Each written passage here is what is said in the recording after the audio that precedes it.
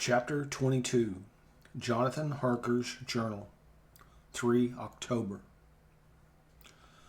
As I must do something or go mad, I write this diary. It is now 6 o'clock, and we are to meet in the study in half an hour and take something to eat, for Dr. Van Helsing and Dr. Seward are agreed that if we do not eat, we cannot work our best. Our best will be, God knows, required today. I must keep writing at every chance, for I dare not stop to think. All big and little must go down. Perhaps at the end the little things may teach us most. The teaching, big or little, could not have landed Mina or me anywhere worse than we are today. However, we must trust and hope. Poor Mina told me just now, with the tears running down her dear cheeks, that it is in trouble and trial that our faith is tested, that we must keep on trusting, and that God will aid us up to the end. The end, oh my God. What end? To work. To work. When Dr. Van Helsing and Dr. Seward had come back from seeing poor Renfield, we went gravely into what was to be done. First, Dr. Seward told us that when he and Dr. Van Helsing had gone down to the room below, they had found Renfield lying on the floor all in a heap. His face was all bruised and crushed in, and the bones of the neck were broken. Dr. Seward asked the attendant, who was on duty in the passage, if he had heard anything. He said that he had been sitting down, he confessed to half dozing, when he heard loud voices in the room, and then Renfield had called out loudly several times, "God! God! God!" After that there was a sound of falling, and when he entered the room he found him lying on the floor face down, just as the doctor had seen him. Van Helsing asked if he had heard voices, or a voice, and he said he could not say. That at first it had seemed to me as if there were two, but there was no one in the room. It could have been only one. He could swear to it, if required, that the word God was spoken by the patient. Dr. Seward said to us when we were alone that he did not wish to go into the matter. The question of an inquest had to be considered, and it would never do to put forward the truth, as no one would believe it. As it was, he thought that on the attendant's evidence he could give a certificate of death by misadventure in falling from bed. In case the coroner should demand it, there would be a formal inquest, necessarily to the same result. When the question began to be discussed as to what should be our next step, the very first thing we decided was that Mina should be in full confidence, that nothing of any sort, no matter how painful, should be kept from her. She herself agreed as to its wisdom, and it was pitiful to see her so brave and yet so sorrowful, and in such a depth of despair. There must be no concealment, she said. Alas, we have had too much already. And besides, there is nothing in all the world that can give me more pain than I have already endured than I suffer now. Whatever may happen, it must be of new hope or of new courage to me. Van Helsing was looking at her fixedly as she spoke, and said suddenly, but quietly, "But, dear Madam Mina, are you not afraid? Not for yourself, but for others from yourself, after what has happened?" Her face grew set in its lines, but her eyes shone with the devotion of a martyr as she answered, "Ah, no, for my mind is made up." "To what?" he asked gently, whilst we were all very still, for each in our own way we had a sort of vague idea of what she meant. Her answer came with direct simplicity, as though she was simply stating a fact. "Because if I find in myself, and I shall watch keenly for it, a sign of harm to any that I love, I shall die."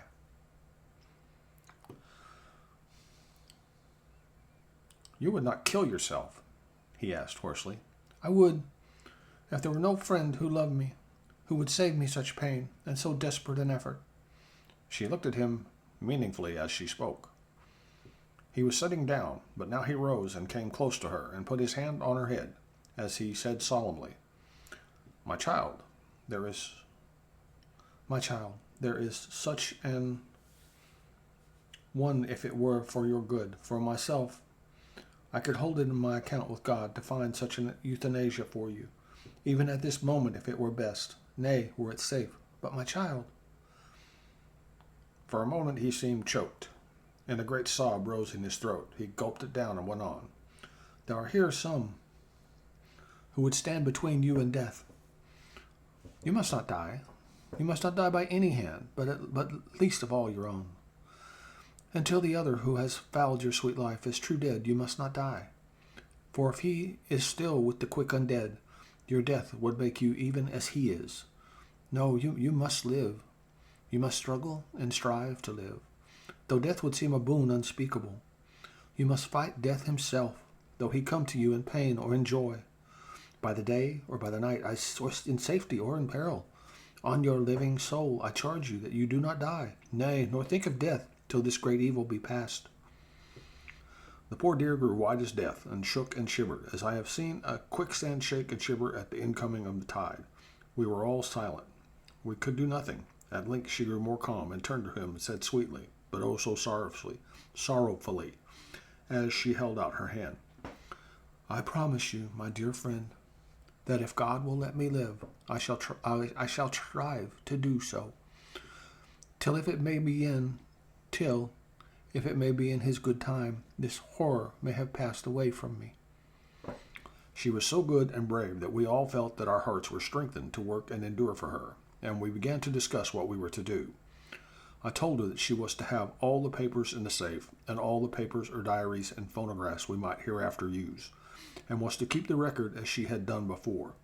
She was pleased with the prospect of anything to do, if pleased could be used in connection with so grim an earnest.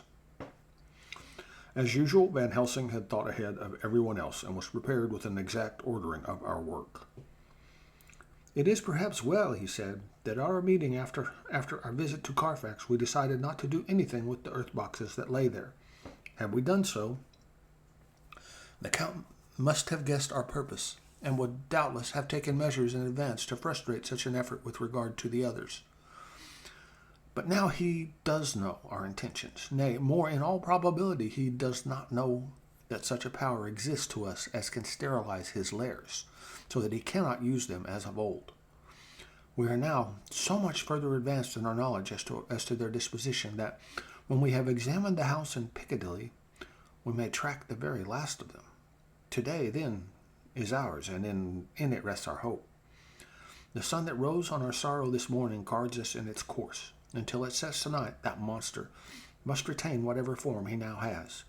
He is confined within the limitations of his earthly envelope. He cannot melt into thin air, nor disappear through cracks or chinks or crannies. If he go through a doorway, he must open the door like a mortal. And so we have this day to hunt all his lairs and sterilize them. So we shall, if we have not yet, catch him and destroy him, drive him to bay in some place, where the catching and the destroying shall be in time sure.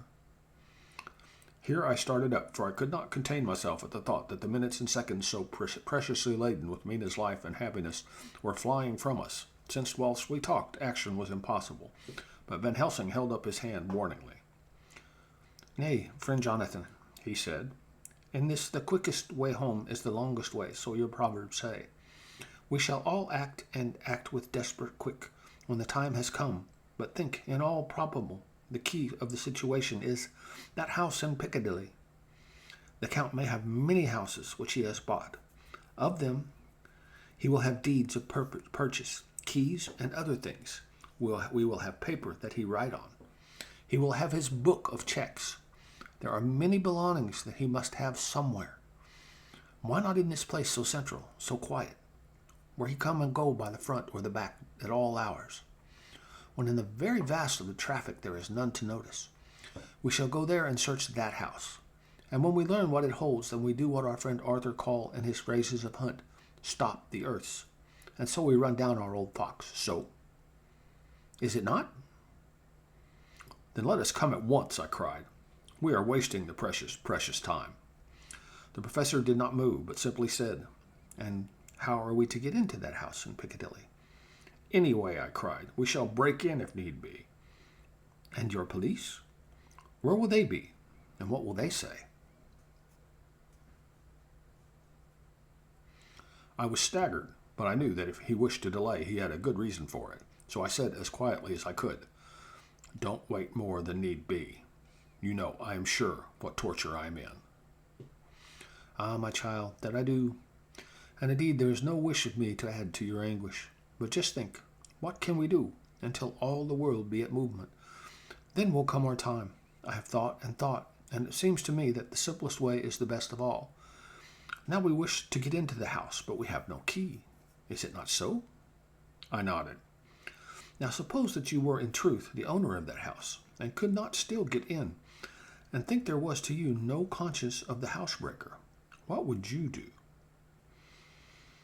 "I should get a respectable locksmith and set him to work to pick the lock for me."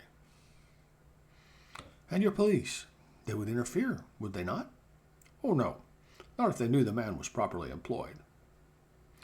"Then," he looked at me as keenly as spoke, "all that is in doubt is the conscience of the employer, and the belief of your policeman as to whether or not that employer has a good conscience or a bad one. Your police must indeed be zealous men, and clever, oh so clever in reading the heart, that they trouble themselves in such matter. No, no, my friend Jonathan, you go take the lock off 100 empty houses in this your London, or of any city in the world, and if you do it, as such things are rightly done, and at the time such things are rightly done, no one will interfere. I have read of a gentleman who owned so fine a house in London, and when he went for months of summer to Switzerland and lock up the house, some burglar broke in and broke window at back and got in. Then he went and made open the shutters in front and walk out and in front and through the door, before the very eyes of the police. Then he have an auction in that house and advertise it and put up big notice. And when the day came, he sell off by a great auctioneer all the goods of that other man who owned them. Then he go to a builder and he sell him that house, making an agreement that he pull it down and take all away within a certain time. And your police and other authority help him all they can. And when that owner came back from his holiday in Switzerland, he find only an empty hole where his house had been. This was all done in Riegel, and in our work we shall be in Riegel too. We shall not go so early that the policemen who have then little to think of shall deem it strange, but we shall go after 10 o'clock, when there are many about, and such things would be done were we indeed owners of the house." I could not but see how right he was, and the terrible despair of Mina's face became relaxed in thought. There was hope in such good counsel. Van Helsing went on. "When once within that house we may find more clues. At any rate, some of us can remain there whilst the rest find the other places, where there be more earth boxes, at Bermondsey and Mile End." Lord Godalming stood up. "I can be of some use here," he said. "I shall wire to my people to have horses and carriages where they will be most convenient." "Look here, old fellow," said Morris. It is a capital idea to have all ready in case we want to go horsebacking. But don't you think that one of your snappy carriages with its heraldic adornments in a byway of Walworth or Mile End would attract too much attention for our purpose? It seems to me that we ought to take cabs when we go south or east, and even leave them somewhere near the neighborhood we are going to." Friend Quincy is right," said the professor. "His head is what we call in plane with the horizon. It is a difficult thing that we go to do, and we do not want no peoples to watch us if so it may." Mina took a growing interest in everything, and I was rejoiced to see that the exigency of affairs was helping her to forget for a time the terrible experience of the night. She was very, very pale, almost ghastly, and so thin that her lips were drawn away, showing her teeth in somewhat of prominence. I did not mention this last, lest it should give her needless pain, but it made my blood run cold in my veins to think of what had occurred with poor Lucy, when the Count had sucked her blood. As yet there was no sign of the teeth growing sharper, but the time as yet was short, and there was time for fear. When we came to the discussion of the sequence of our efforts and of the disposition of our forces, there were new sources of doubt. It was finally agreed that before starting for Piccadilly we should destroy the Count's lair close at hand. In case he should find out too soon, we should thus be still ahead of him in our work of destruction, and his presence in his purely material shape, and at his weakest, might give us some new clue. As to the disposal of forces, it was suggested by the professor that after our visit to Carfax we should all enter the house in Piccadilly. that the two doctors and I should remain there, whilst Lord Godalming and Quincy found the lairs at Walworth and Mile End and destroyed them. It was possible, if not likely, the professor urged, that the Count might appear in Piccadilly during the day, and that if so, we might be able to cope with him then and there. At any rate, we might be able to follow him in force. To this plan I strenuously objected, and so far as my going was concerned, for I said that I intended to stay and protect Mina. I thought that my mind was made up in the subject, but Mina would not listen to my objection. She said there might be some law matter in which I could be useful, that amongst the Count's papers might be some clue which I could understand out of my experience in Transylvania, and that as it was, all the strength we could muster was required to cope with the Count's extraordinary power. I had to give in, for Mina's resolution was fixed. She said that it was the last hope for her that we should all work together. "As for me," she said, "I have no fear. Things have been as bad as they can be, and whatever may happen must have in it some element of hope or comfort. Go, my husband. God can, if he wishes it, guard me as well alone as with anyone present." So I started up, crying out, "Then in God's name let us come at once, for we are losing time. The Count may come to Piccadilly earlier than we think." "Not so," said Van Helsing, holding up his hand. "But why?" I asked. "Do you forget," he said with actual smile, "that last night he banqueted heavily and will sleep late?" Did I forget? Shall I ever? Can I ever? Can any of us ever forget that terrible scene? Mina struggled hard to keep her brave countenance, but the pain overmastered her, and she put her hands before her face and shuddered whilst she moaned. Van Helsing had not intended to recall her frightful experience. He had simply lost sight of her and her part in the affair in this intellectual effort. When it struck him what he said, he was horrified at his thoughtlessness and tried to comfort her. "Oh, Madam Mina," he said, "dear, dear Madam Mina, alas, that I of all who so reverence you should have said anything so forgetful. These stupid old lips of mine and this stupid old head do not deserve so, but you will forget it, will you not?" He bent low beside her as he spoke. She took his hand and looked at him through her tears, said hoarsely, "No, I shall not forget, for it is well that I remember. And with it I have so much in memory of you that is sweet, that I take it all together. Now you must all be going on. Breakfast is ready, and we must all eat that we may be strong." Breakfast was a strange meal to us all. We tried to be cheerful and encourage each other, and Mina was the brightest and most cheerful of us. When it was over, Van Helsing stood up and said, "Now, my dear friends, we go forth to our terrible enterprise. Are we all armed, as we were on that night when first we visited our enemy's lair? Armed against ghostly as well as carnal attack?" We all assured him. "Then it is well. Now, Madam Mina, you are in any case quite safe here until the sunset, and before then we shall return, if we shall return. But before we go, let me see you armed against personal attack. I have myself, since you came down, prepared your chamber by the placing of things of which we know, so that he may not enter. Now let me guard yourself. On your forehead I touch this piece of sacred wafer in the name of the Father, the Son, and—" There was a fearful scream which almost froze our hearts to hear. As he had placed the wafer on Mina's forehead, it had seared it, had burned into the flesh as though it had been a piece of white-hot metal. My poor darling's brain had told her the significance of the fact as quickly as her nerves received the pain of it, and the two so overwhelmed her that her overwrought nature had its voice in that dreadful scream. But in the words to her thought came quickly.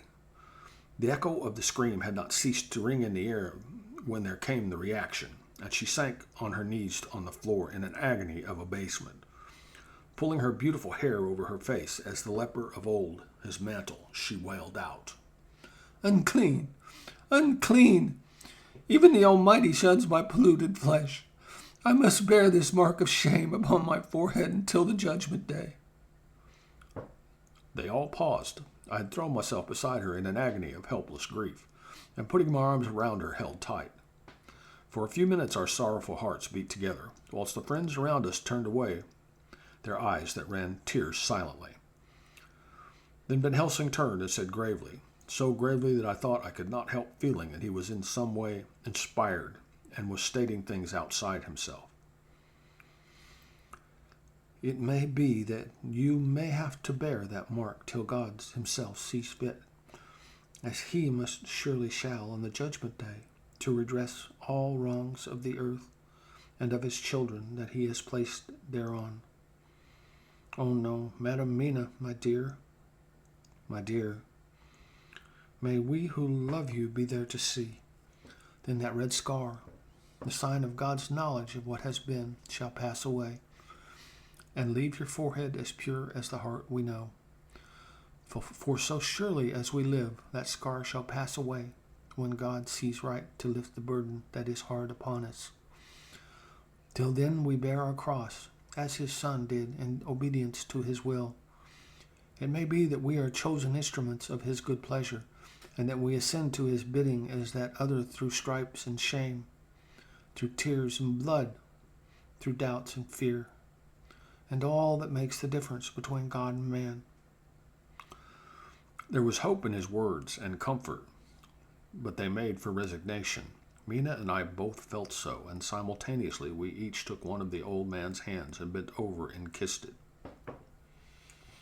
Then, without a word, we all knelt down together, and all holding hands swore to be true to each other. We men pledged ourselves to raise the veil of sorrow from the head of her whom, in each his own way, we loved. And we prayed for help and guidance in the terrible task which lay before us. It was then time to start, so I said farewell to Mina, a parting which neither of us shall forget to our dying day, and we set out. To one thing I have made up my mind. If we find out that Mina must be a vampire in the end, then she shall not go into that unknown and terrible land alone. I suppose it is thus that in old times one vampire meant many. Just as their hideous bodies could only rest in sacred earth, so the holiest love was the recruiting sergeant for their ghastly ranks. We entered Carfax without trouble and found all things the same as on the first occasion. It was hard to believe that amongst so prosaic surroundings of neglect and dust and decay there was any ground for such fear as already we knew. Had not our minds been made up, and had there not been terrible memories to spur us on, we could hardly have proceeded with our task. We found no papers or any sign of use in the house, and in the old chapel the great boxes looked just as we had seen them last. Dr. Van Helsing said to us solemnly as we stood before him, "And now, my friends, we have a duty here to do. We must sterilize this earth so sacred of holy memories that he has brought from a far distant land for such fell use. He has chosen this earth because it has been holy. Thus we defeat him with his own weapon, for we make it more holy still. It was sanctified to such use of man, now we sanctify it to God." As he spoke, he took from his bag a screwdriver and a wrench, and very soon the top of one of the cases was thrown open. The air smelled musty and close, but we did not somehow seem to mind, for our attention was concentrated on the professor.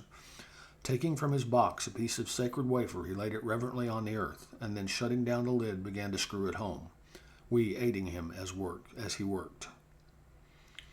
One by one retreated in the same way each of the great boxes, and left them as we had found them to all appearance, but in each was a portion of the host. When we closed the door behind us, the professor said solemnly, "So much is already done. It may be that with all the others we can be so successful. Then the sunset of this evening may shine of Madam Mina's forehead all white and ivory, with no stain." As we passed across the lawn on our way to the station to catch our train, we could see the front of the asylum. I looked eagerly, and in the window of my room saw Mina. I waved my hand to her and nodded to tell that our work there was successfully accomplished. She nodded in reply to show that she understood. The last I saw, she was waving her hand in farewell. It was with a heavy heart that we sought the station and just caught the train, which was streaming in as we reached the platform. I have written this in the train. Piccadilly, 12 o'clock. 12:30 o'clock. Just before we reached Fenchurch Street, Lord Godalming said to me, "Quincy and I will find a locksmith. You had better not come with us in case there should be any difficulty. For under the circumstances, it wouldn't seem so bad for us to break into an empty house. But you are a solicitor, and the Incorporated Law Society might tell you that you should have known better." I demurred as to my not sharing any danger, even of Odeon, but he went on. "Besides, it will attract less attention if there are not too many of us. My title will make it all right with the locksmith, and with any policeman that may come along. You had better go with Jack and the professor and stay in the Green Park, somewhere in sight of the house. And when you see the door open and the smith has gone away, do you all come across. We shall be on the lookout for you, and shall let you in." "The advice is good," said Van Helsing, so we said no more. Godalming and Morris hurried off in a cab. We followed in another. At the corner of Arlington Street, our contingent got out and strolled into the Green Park. My heart beat as I saw the house on which so much of our hope was centered, looming up grim and silent in its deserted condition amongst its more lively and spruce-looking neighbors. We sat down on a bench within good view and began to smoke cigars so as to attract as little attention as possible. The minutes seemed to pass with leaden feet as we waited for the coming of the others. At length we saw a four-wheeler drive up. Out of it, in leisurely fashion, got Lord Godalming and Morris, and down from the box descended a thick-set working man with his rush-woven basket of tools. Morris paid the cabman, who touched his hat and drove away. Together the two ascended the steps, and Lord Godalming pointed out what he wanted done. The workman took off his coat leisurely and hung it on one of the spikes of the rail, saying something to policemen who just then sauntered along.